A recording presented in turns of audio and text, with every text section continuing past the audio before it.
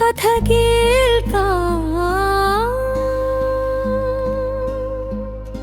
കഥകൾ കേട്ടു രസിക്കാം കൂട്ടരേ. മഞ്ഞിൽ വിരിഞ്ഞ സത്യങ്ങൾ. കഥ എഴുതിയത് LS അശോക്. ആ പെൺകുട്ടിയെ പെണ്ണു കാണാൻ ഒരാൾ കൂടി എത്തുന്ന ദിവസമായിരുന്നു അന്ന്. നിറമേറിയ മോഹങ്ങളും നിറവേറേണ്ട സ്വപ്നങ്ങളും പേറി യൗവനത്തിലേക്ക് കാലൂന്നുന്ന ആ പ്രായത്തിൽ പെൺകുട്ടിക്ക് അതിമോഹങ്ങളൊന്നുമില്ലായിരുന്നു. അമ്മിണി എന്ന അവളുടെ പേര് തന്നെ പഴഞ്ചനാണല്ലോ. ചരിത്രത്തിൽ ബിരുദം നേടിയ പെൺകുട്ടിക്ക് പഴമയോട് എന്നും പ്രതിപത്തിയായിരുന്നു. പഴയ വേഷവിധാനങ്ങൾ ഇഷ്ടപ്പെട്ടിരുന്ന പെൺകുട്ടി പരമ്പരാഗത ധാവണി വേഷത്തിൽ തന്നെ അന്നും പെണ്ണുകാണൽ ചടങ്ങിന് ഒരുങ്ങി നിന്നു. തന്നെ കാണാൻ വരുന്നയാൾ ഒരു പച്ചപ്പരിഷ്കാരിയാണെന്നറിയുമായിരുന്നിട്ടും അച്ഛനും അമ്മയും ഏറെ നിർബന്ധിച്ചിട്ടും അവൾ പരിഷ്കൃത വേഷമണിയാൻ കൂട്ടാക്കിയില്ല. പെണ്ണു കാണാൻ വരുന്നയാള് താൻ പഴഞ്ചനൊരു പെണ്ണാണെന്ന് തന്നെ വിചാരിച്ചോട്ടെ എന്ന മനോഭാവമായിരുന്നു പെണ്ണിന്. പഴഞ്ചൻ ശൈലി ഇഷ്ടമാണെങ്കിൽ മാത്രം ഒരുമിച്ചാൽ മതി. അത്രയ്ക്ക് കുറുമ്പുകാരിയായ പെൺകുട്ടിയായിരുന്നു അവൾ. പരിഷ്കാരികളെയാണ് അയാൾക്ക് താല്പര്യമെങ്കിൽ വേറെയാളെ തേടട്ടെ എന്ന ചിന്തയും അവളിൽ കലശലായിരുന്നു.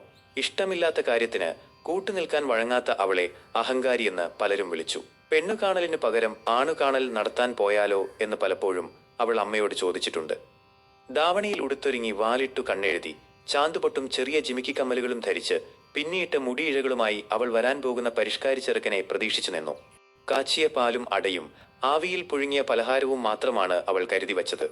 ദൂരെ നിന്ന് തന്നെ അവൾ കണ്ടു. ഒരാൾ കവലയിൽ ബസ് ഇറങ്ങുന്നു. കൂടെ കാരണവന്മാരായി ചിലരുമുണ്ട്. ഒറ്റനോട്ടത്തിൽ അവൾ മനസ്സിൽ പറഞ്ഞു, ഇതാണോ പരിഷ്കാരിയെന്നു ഇവരൊക്കെ? പൊക്കിപ്പറഞ്ഞ ചെറുക്കൻ, സാമ്പത്തിക ശാസ്ത്രത്തിൽ മിടുക്കനായ അക്കൗണ്ടന്റ് എന്നൊക്കെ വിശേഷിപ്പിക്കപ്പെട്ടയാൾ. അവളുടെ മനസ്സിൽ പരിഹാസമുയർന്നു. വെളുത്ത കൈത്തറി മുണ്ടും അതിനൊത്ത ജൂബയും ധരിച്ച് മധ്യഭാഗത്ത് നിന്ന് തലമുടി ഇരുഭാഗത്തേക്കും പകുത്തു ചീകിയൊതുക്കി ഒരു ചന്ദനക്കുറിയുമിട്ട് ഒരു കാലൻകുടയും ചൂടി വരുന്ന ചെറുക്കൻ. ഇയാൾ കൊള്ളാലോ, തികച്ചും ഒരു പഴഞ്ചൻ തന്നെ. കാച്ചിയ പാലും അടയും വളരെ രുചിയോടെ അയാൾ കഴിക്കുന്നത് അവൾ കണ്ടുനിന്നു. പിന്നെ ഒരു ഏമ്പക്കവും വിട്ട് പെണ്ണിനെ ഒന്ന് നോക്കി. ചോദ്യമില്ല, പറച്ചിലില്ല, പരിഭ്രമം കലർന്ന ഒരു പുഞ്ചിരി പൊഴിക്കുക മാത്രം ചെയ്ത ശേഷം കാര്യമായി സംസാരിക്കാൻ പോലും കൂട്ടാക്കാതെ അയാൾ സ്ഥലം വിട്ടു. അന്ന് ആദ്യമായി അവൾക്കൊരു നഷ്ടബോധം തോന്നി. ഇത്രനാളും പെണ്ണു കാണാനായി വന്നവരെയൊക്കെ സൂത്രത്തിൽ ഒഴിവാക്കുകയായിരുന്നല്ലോ. പക്ഷേ ഇയാൾ ഒന്ന് സംസാരിക്കാൻ പോലും കൂട്ടാക്കിയില്ലല്ലോ. അയാൾക്കെന്താ ഒന്ന് സംസാരിച്ചിരുന്നെങ്കിൽ? അവളിൽ മനസ്സറിയാതെ നിരാശ പടർന്നു. അയാളുടെ പഴഞ്ചൻ പ്രകൃതിയോട് അറിയാതെ തന്നെ ഒരു മമത തോന്നിയിട്ടുണ്ട് എന്നവൾ തിരിച്ചറിഞ്ഞു. ഇനിയിപ്പോ ചിന്തിച്ചിട്ടൊന്നും കാര്യമില്ല. ഈ പഴഞ്ചത്തി പെണ്ണിനെ കണ്ടപ്പോൾ തന്നെ ഇഷ്ടപ്പെടാതെ അയാൾ ഓടിപ്പോയതായിരിക്കാം. കുറച്ചുനേരം അമ്മിണി മനസ്സിനെ സമാധാനിപ്പിക്കാൻ ശ്രമിച്ചുകൊണ്ടിരുന്നു.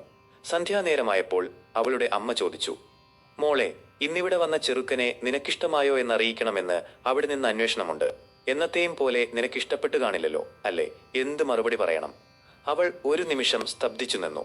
പിന്നെ വാക്കുകൾ അറിയാതെ പുറത്തേക്കൊഴുകി. ആ പഴഞ്ചനോട് ഇത്തിരി അനുകമ്പ തോന്നിയിട്ടുണ്ടെന്ന് അറിയിച്ചാലും പ്രിയ ഹംസമേ. ദൂത് നൽകാനുള്ള ഹംസമായി അമ്മയെ സങ്കല്പിച്ചുകൊണ്ട് അവൾ പ്രതിവചിച്ചു.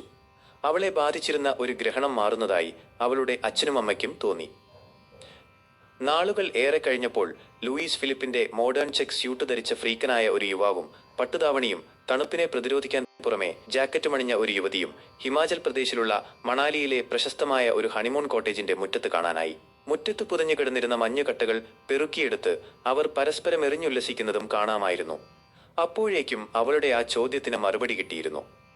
കാണാൻ പോകുന്ന പെണ്ണിന്റെ രൂപവും ഭാവവും താൽപ്പര്യങ്ങളും ഇഷ്ടാനിഷ്ടങ്ങളും സംബന്ധിച്ച കൃത്യമായ വിവരങ്ങൾ താൻ നടത്തുന്ന സ്ഥാപനത്തിലെ അന്വേഷണ വിഭാഗം ഉദ്യോഗസ്ഥർ മുഖേന ശേഖരിച്ചതും അതിനനുസൃതമായി പെണ്ണുകാണൽ പരിപാടി വിജയിപ്പിക്കുവാനുള്ള തയ്യാറെടുപ്പുകൾ ആസൂത്രണം ചെയ്തതും എല്ലാം നവവധുവിനോട് അയാൾ വിസ്തരിച്ചു. വിവരങ്ങൾ അറിഞ്ഞതും അയാളുടെ കൈകളിൽ പ്രണയമധുരമായി അവൾ നുളളി നോവിച്ചു. പഴഞ്ചൻ ശൈലിയിൽ പ്രത്യക്ഷപ്പെടാൻ അയാളെടുത്ത തയ്യാറെടുപ്പുകളും വിഷമതകളും വിവരിച്ചു കേട്ടപ്പോൾ അവൾ കുലുങ്ങിച്ചിരിച്ചുകൊണ്ടേയിരുന്നു. ഹിമാചൽ പ്രദേശിലെ പരമ്പരാഗത വസ്ത്രങ്ങൾ അണിഞ്ഞുകൊണ്ട് യാക് മൃഗത്തിന്റെ പുറത്തിരുന്ന് പോസ്റ്റ് ചെയ്യുന്ന അവളുടെ സൗന്ദര്യം ആവോളം ആസ്വദിച്ചുകൊണ്ട് ക്യാമറ മിന്നിക്കുമ്പോൾ അയാൾ ഓർമ്മിച്ചു. Investigation and successful event management ബിസിനസ്സിൽ അധിഷ്ഠിതമായ തന്റെ കമ്പനിയുടെ പ്രവർത്തന മികവും വിശ്വാസ്യതയും ഒരിക്കൽ കൂടി സ്വാനുഭവത്താൽ കാത്തുസൂക്ഷിക്കപ്പെട്ടിരിക്കുന്നു.